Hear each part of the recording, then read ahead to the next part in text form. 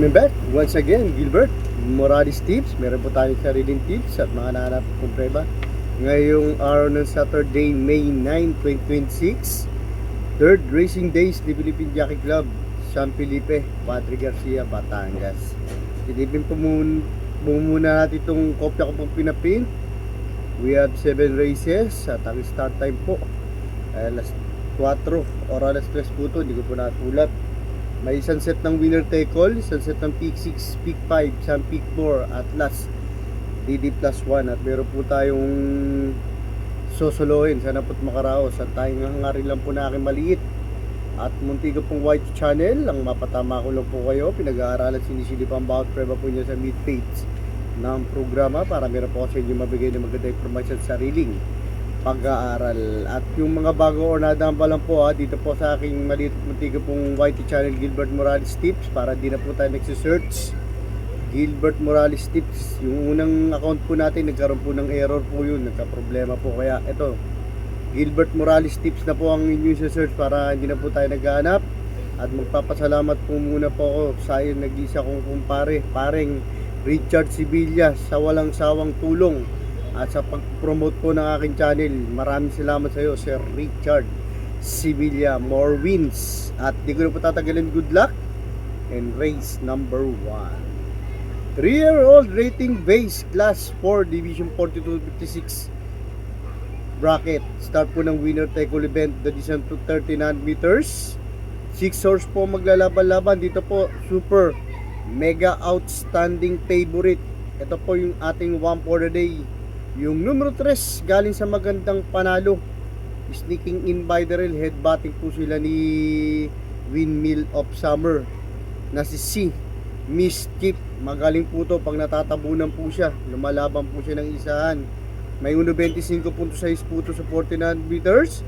Sa kabilang kararan sa MMTCI, gagabay po sa kanya si J. Bernandez. Change jockey pa po, nakaraan po Opi Cortez nung April 5 sa kabilang kararan sa MMTCI. First win, first blood over Windmill Summer sa 49 meters.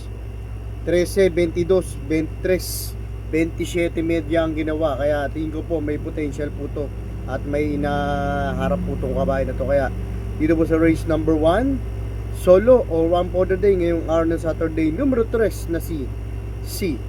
Mischief.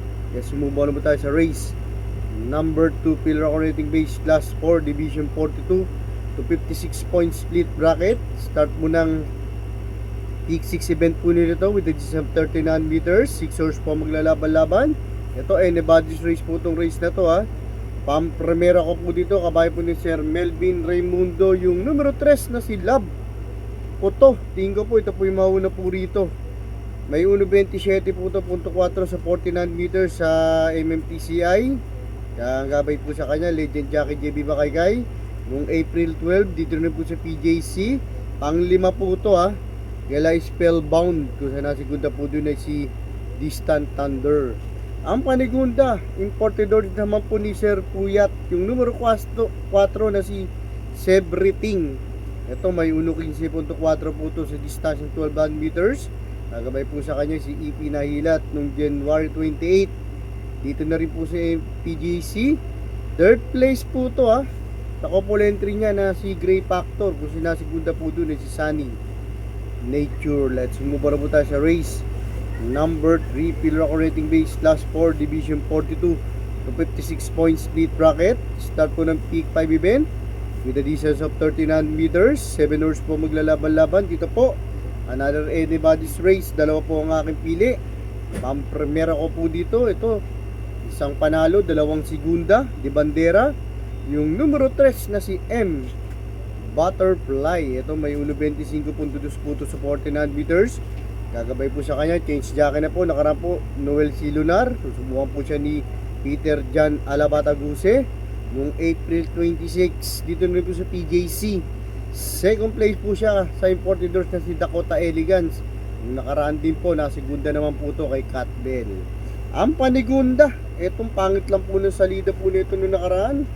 Another importadors ni LAPD kay Sir Hans. Yung numero 2, tingin ko po magbibigay ng magandang laban na si Melania Ito may 1.27 po ito sa distansyang 49 meters. Dito rin po sa PJC. Change jockey na po siya, nakaraan po Ope Cortez. Susubukan po siya ni Rod Raquel Jr. noong April 25. Dito na rin po sa PJC, second place nga po ito kay Elena Bell.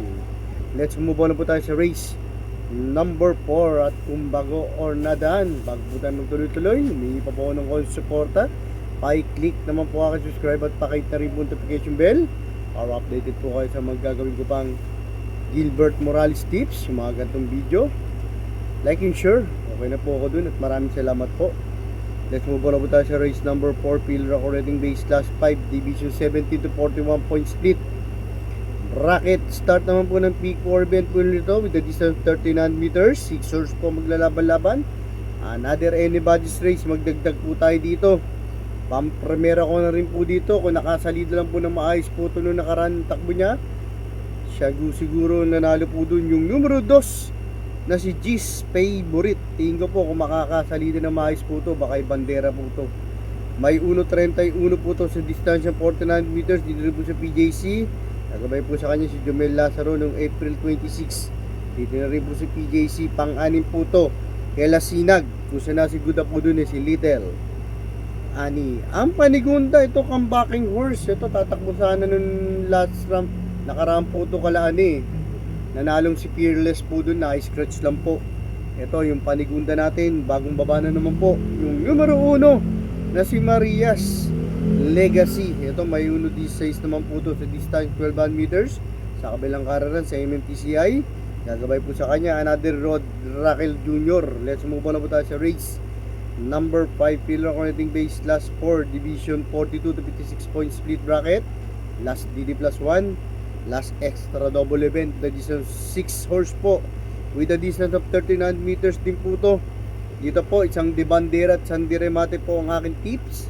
Pampremera ko po dito. Ito po, tingin ko po siya po yung mauuna kasi puro makukunat po yung kalaban niya po, urus de remate. Kaya pinampremera ko po siya de bandera. Yung numero 5 na si West Tower. Ito may 1.13.4 po ito sa distance 12 meters. Gagabay po sa kanya si RC Onak Baldonido noong March 11. Galing sa panalo po ito ha. Dito na rin po sa PJC, Overwatch Bell. Ang Panigunda, kung di po maganda tatakboy ng pampremera natin, tingin ko po, ito po yung tingin kong magbibigay ng magandang laban or magbibigay ng upset. De remate, yung numero 4 na si Genie. Ito may 1.14.4 po ito sa distansya 12 meters. Gagabay po sa kanya si Peter Jan A. Alabata nung Guse, nung April nakaraan po. Dito rin po sa PJC. Pang-5 po ito ha, kalalaki Fortune. Gusto na siguro po doon na si Queen Gabi. Let's move on po tayo sa penultimate race, race number 6, Pillar Connecting Base Class 4, Division 42 to 56 point split bracket with a distance of 39 meters. 6 horse puli maglalaban-laban dito po. Baliktaran na lang po ako dito, 5 and 2 and 5. Pampremera, makasalida lang po na maayos. Tingin ko po, ito po yung tingin ko makakadadala ng marcha. At halos talunin niya na rin po itong Panigunda natin na si Sammy Rule. Ang pampremera natin, numero 5 na si Title Holder. Ito may 1.13.8 po ito sa distansya 12 meters. Gagabay po sa kanya si Joel Ciego noong April 24. Dito na rin po sa PJC, pang-5 po ito kay Don Pedro. Kung saan nasigunda po doon si Charm Boy. Ang Panigunda, pwede pang primera. Tingin ko pong ito naman pong may Yamado. Yung numero 2 na si Summer Rule. Ito may 27.4 po ito sa 49 meters. Gagabay po sa kanya si AP Asuncion noong April 26. Dito na rin po sa PGC. Second place po ito kay Batang Kankalu. Let's move on na po tayo sa last para race number 7. Parating nga po sinasabi pag huling karera, mga pandiyado ko tunada na pupusuan nyo po ha, ay inyong isama ang akalinaw po sariling Gilbert Morales tips. At mga nagawa nyo rota ha, kayo pa rin po mananig para ipili nyo po yan sa mga paborito nyo OTB ha. Tumingi po ako ng konting pasyensya kung wala po tayong upload ng Wednesday and Friday kasi nga po may dumaan po sa aming konting aberya kasi nga po na meron po akong namatay na pamangkin. Rest in peace sa aking pamangkin. Let's move on na po tayo sa race Number 7, Kill Rating Base last 5 Division 70 to 41 points split bracket with the distance 39 meters. 8 hours po maglalaban-laban. Dito po, tatlo po ang aking tips. Primera ko po dito, bagong baba na naman po sa grupo. Yung numero 5 na si Limun Sudan Falls. Ito may 1.30 po to, 0.8 sa 49 meters sa kabilang karera sa MTCI. Nagabay po sa kanya, Legend Jackie JB Bakaykay. Nung May 1, dito na rin po sa kabilang karera sa MTCI. Pang-anim naman po to, Kalamani Pork Bipani, kung sinasiguda po doon ay si Kaboom.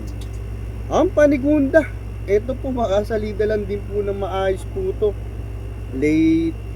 Last run niya po, hindi lang po nakakasalida na maayos.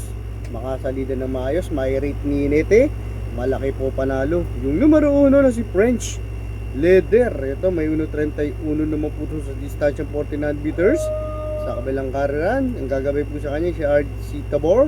Nung May 1, pang shampoo siya dun kaila Manny for Bipani, kung sinasiguda po dun ni si Kaboom. Ang Panther Share or Pandeado, hindi ko po may menos po to.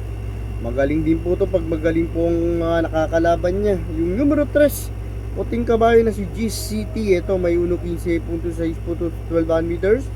Nagabay po sa kanya si Jomel Lazaro nung April 24. Third place po to, akala Shanghai Shield, kung saan nasiguda po doon na si Twinkle Toes. Dito na rin po sa PJC. At magka-thank you na po ako sa lahat tatagap-suporta paayang kayo sa mga ka-Gilbert Morales tips. Ating subscribers na nagbabaligan na po at yung mga top fans ko, matakat manalo, naka-tune in dito po sa aking maliit at muntik po YT channel. Maraming salamat po sa inyo lahat. Hindi ko na patatagalin. Good luck and have a blessed Saturday. Thanks for watching.